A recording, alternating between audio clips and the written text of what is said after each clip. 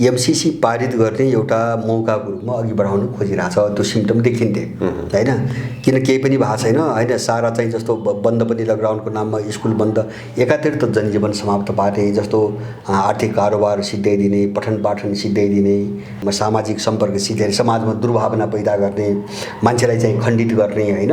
अब कोरोना भनेपछि नछुने, घरको मान्छेले घरकै मान्छेलाई छुँदैन हैन। अपराध त धेरै गरे नि यिनीहरूले।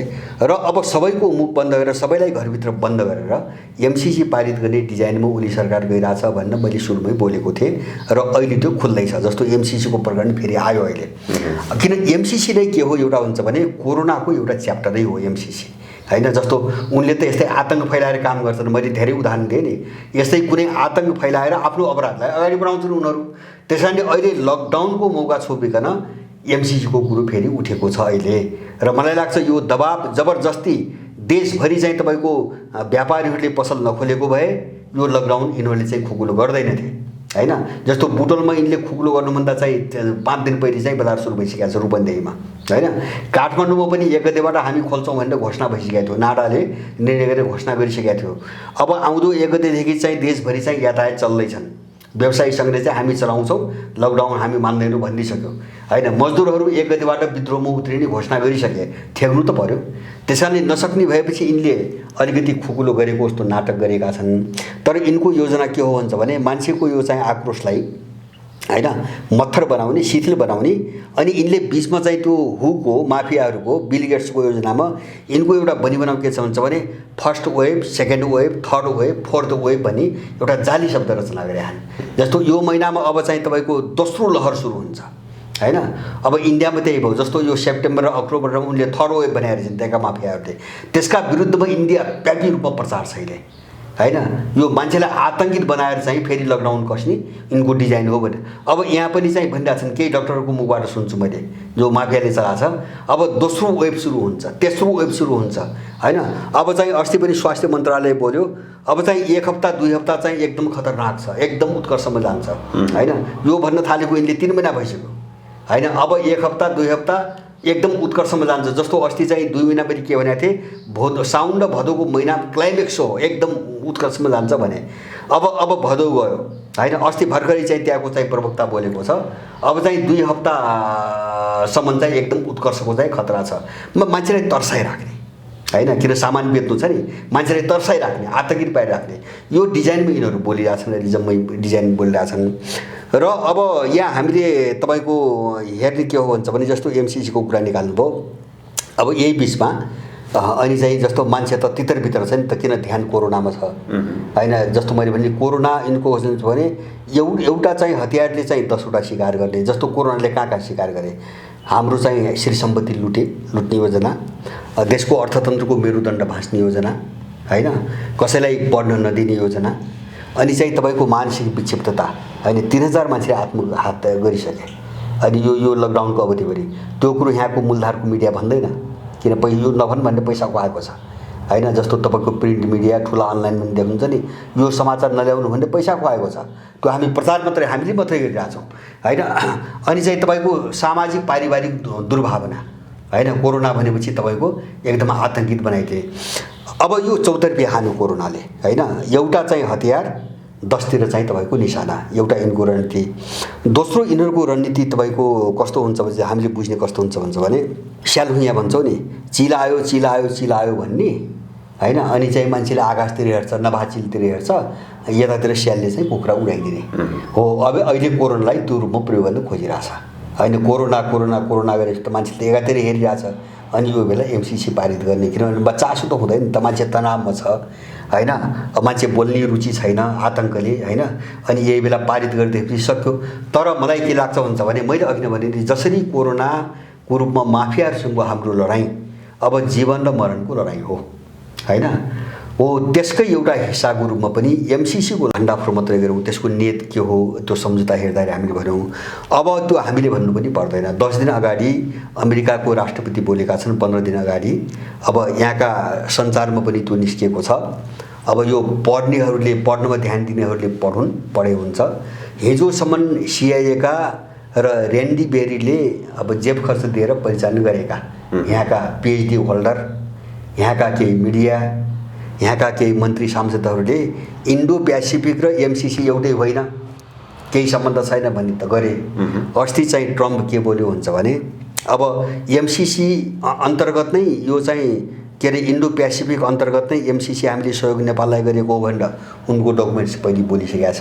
इन्डो प्यासिफिक अन्तर्गतकै सहयोग हो भनेर बोलिसकेका छ।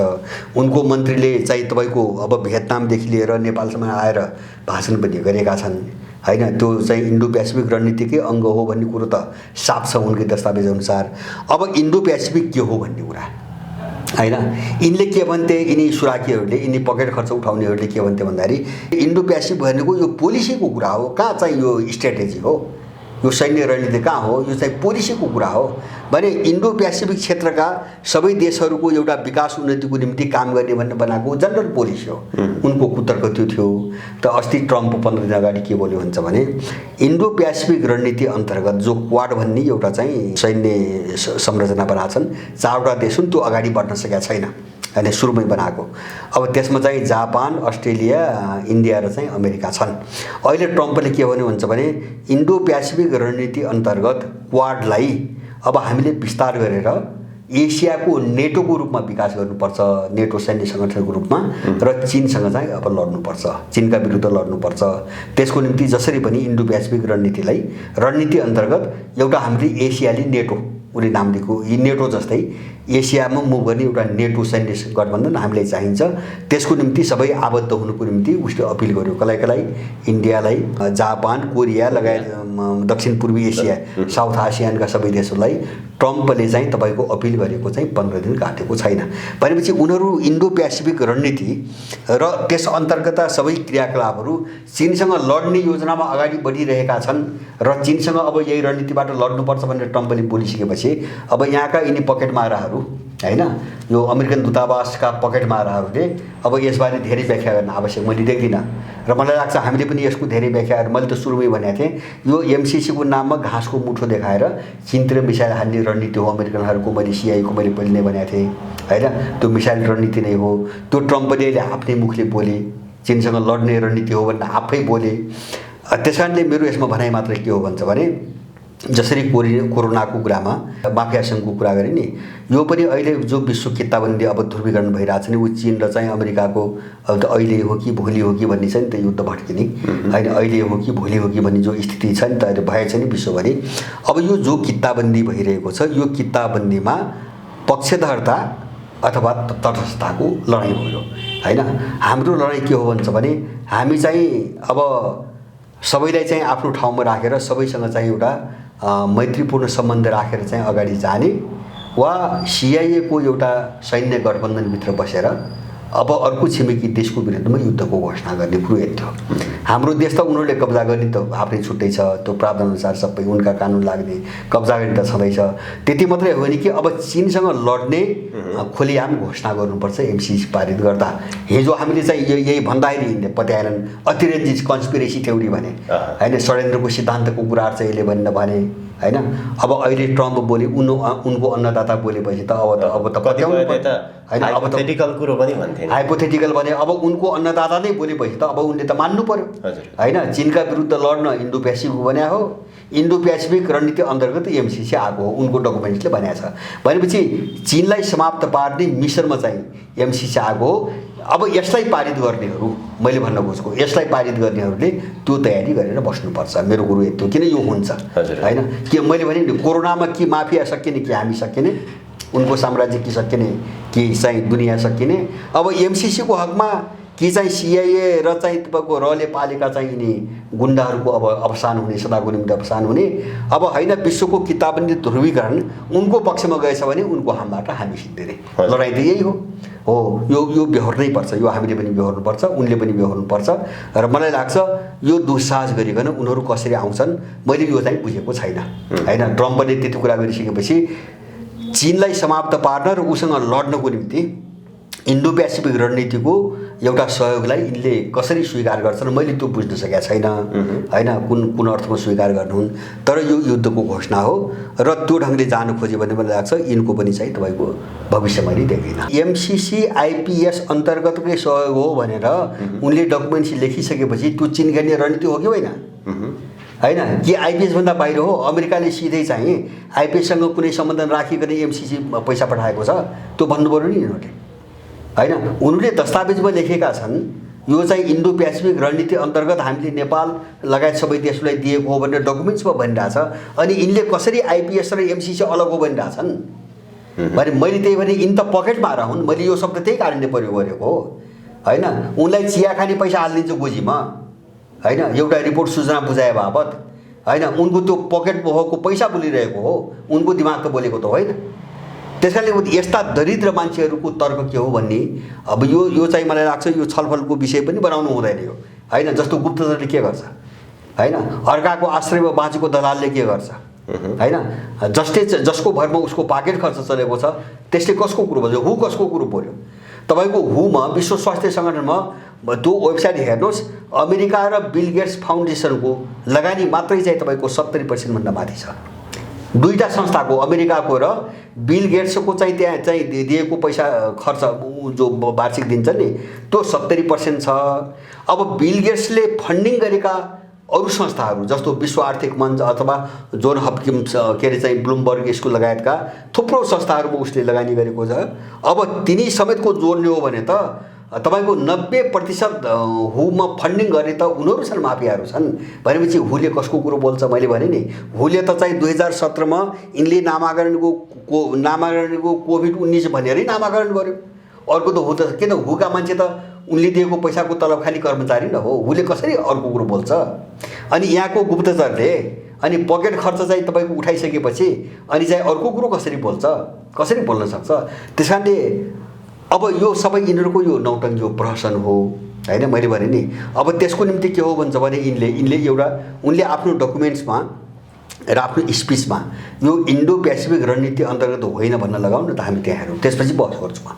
यो होइन भनेर सिधै अमेरिकाको सरकारले डिल गरोस्, होइन। यो इन्डो पेसिफिकमा कुनै पनि सम्बन्ध छैन र त्यो रणनीतिबाट यो प्रभावित हामी हुन दिँदैनौँ, हुने छैन भनेर लिखित रूपमा चाहिँ कागज मगाउँ त, त्यसपछि हो यिनसँग बहस गर्ने, होइन। नत्र यस्ता सडक साप चाहिँ तलुवाहरूसँग बहस गरेर गुप्तचरसँग पनि बहस हुन्छ। बहस त राजनीतिक मान्छेसँग गर्ने हो, जससँग पोलिटिकल संस्कार छ त्योसँग गर्ने हो, खराबै भए पनि, होइन। जो अर्काले पालेको कर्मचारी हुन्छ त्यससँग के बहस गर्नुहुन्छ, उसले त जसको खान्छ उसैको कुरा गर्ने हो। त्यस कारण यसका पछाडि कुनै तु देख्दैन। यो हामीले समग्र विश्वको जो रणनीति छ, परिस्थिति छ, यसलाई हेरेर कसरी जाने भन्ने हामीले तय गर्ने हो। अब अन्त्यमा यो नेपालको अस्थिर अन्यल राजनीति कहिलेसम्म जाला, कसरी अगाडि बढ्न के देख्नुहुन्छ? होइन, यो अन्यल यस्तो हुन्छ जस्तो यो विश्वभरि जो एउटा सङ्क्रमण भइरहेछ नि, अहिले सङ्क्रमण काल जो चलिरहेछ, उग्र भइरहेछ। अब नेपाल पनि त्यसकै लयमा छ। मैले बारम्बार भनेको छु, किनभने यो ग्लोबल जो चाहिँ सङ्कट छ नि, अब त्यही सङ्कटलाई यहाँबाट कायम गर्नको निम्ति नेपालमा सङ्कट ल्याइएको हो। अब त्यही लयमा छ। अब त्यो विश्वको लय के हो भन्छ भने त्यो चाहिँ जसले यो सङ्कट ल्याउन षड्यन्त्र गर्यो त्यसको पतनको चाहिँ लय हो, होइन। उनीहरू पतनको दिशातिर गइरहेछन्। जस्तो कोरोनापछि पनि प्रष्ट रूपमा त्यही देखिएको छ। त्यो हिसाबले हेर्दाखेरि यहाँ पनि त्यसका दलाल र चाहिँ त्यसका तलुवाहरूको पतनकै लय हो, होइन। यिनीहरू पतन हो भने देखिरहेको छ भने त जस्तो राज्य त अब यिनको हातमा त केही पनि सबै जाँदै गयो। यिनको हातमा अब सेना र पुलिस पछाडि राखिदिएर चाहिँ माफियाले विदेशी दूतावासले चाहिँ बनाइदिएको एउटा सरकार मात्रै हो। मैले अघि नै भने नि अब देशभरि यिनको लकडाउन तोडे, मानेन मान्छेले, होइन। अब स्कुल क्याम्पस पनि बिस्तारै खोल्छन्, अब 1 गतेबाट यातायात पनि चल्छन्। भनेपछि यिनको सत्ता त ध्वंस भइसकेको छ, होइन। जब यिनले गरेको निर्णय नै अब पब्लिकमा लागू हुँदैन भनेपछि अब समानान्तर सरकार त एक ढङ्गले बनिरहेछ अब, होइन। त्यो त आधार त तयार भइरहेछ। त्यस कारणले अब यसैले मात्रै जब यिनले गरेको निर्णय लागू हुँदैन, नीति लागू हुँदैन, पब्लिकले मान्दैन र यिनले हाम्रो निम्ति कुनै निर्णय गर्छन् भने अब विश्वास नै त्यो उडिसक्यो भने यिनको पतन भयो, हामीले बुझ्ने। यिनको पतन विनाश सुरु भयो। त्यस कारणले अब यो चाहिँ छिन्न भिन्न हुनुको निम्ति अलिकति प्रक्रियामा लाग्ने हो। अब मैले बुझेको, मैले हुन त अनुमानका हुन्, अब एक्युरेट हुँदैन। अब यो 2-4 महिना यस्तै तान्तुन गर्दै जाने, त्यसपछि गैरलाइनमा ढल्ने। अनि मैले भने उही टाइटानिक गराए नि उनीहरूले, टाइटानिक जहाजलाई 14 वर्ष अगाडि प्लान गरेर जसरी डुबाए नि त्यस्तै गरी एक ठाउँ डुब्ने। यिनको सिस्टम, यिनको अहिलेसम्मको थट, यिनको आइडियोलोजी होइन यिनका प्रणालीहरू जति छ नि सबै डुब्छन् अब कहिल्यै नफर्किने गरी। किन अबको लडाइँ भनेको अब हिजो चाहिँ एउटालाई फाल्ने अर्को ठगाएर क्याप्चर गर्ने त्यो षड्यन्त्र पनि अब गयो। जस्तो 7 साल यता हामीले देख्यौँ त 70 वर्ष देख्यौँ, कहिले काङ्ग्रेस, कहिले एमाले, कहिले चाहिँ माओवादी, कहिले चाहिँ राप्रपा, कहिले मधेसवादी, अनि चाहिँ यहाँबाट चाहिँ उफारेको छ त्यहाँ हालेको छ, त्यहाँबाट उफारेको छ यहाँ हालेको छ, होइन आखिर हुन सबैको उनकै। अब त्यो सपना अब यिनले नदेखे हुन्छ। अब जगैदेखिको लडाइँ हो, त्यो लडाइँमा यिनको चाहिँ अन्तिम विनाश हुन्छ। सुगौली सन्धिपछि जो संरचना नेपालमा बन्यो नि यसको अन्तिम विनाश हुन्छ। अब म त्यसमा चाहिँ लगभग चाहिँ पूर्ण रूपमा विश्वस्त छु।